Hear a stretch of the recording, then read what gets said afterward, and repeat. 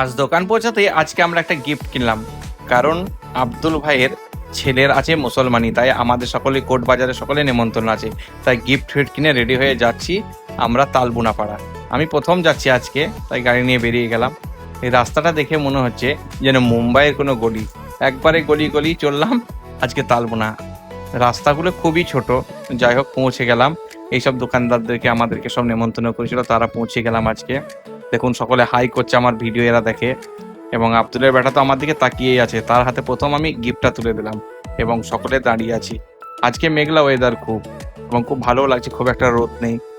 অনেকক্ষণ থেকে দাঁড়িয়ে থাকতে থাকতে দেখছি একজন গাছ থেকে পেয়ারা পাচ্ছে, তাই আমাদের সকলকে সব দেখে একটা দুটো করে সব হাতে পেয়ারা দিয়ে দিল।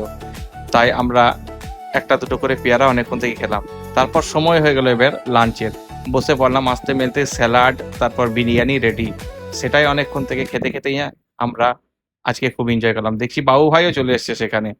তারপর দোকান পৌঁছাতে না পৌঁছাতেই খুব ঝড়তাল বৃষ্টি চলে আসলো। এই বৃষ্টি ভরা দিনেই দোকানদানি আমাদের মাটি হয়ে গেল।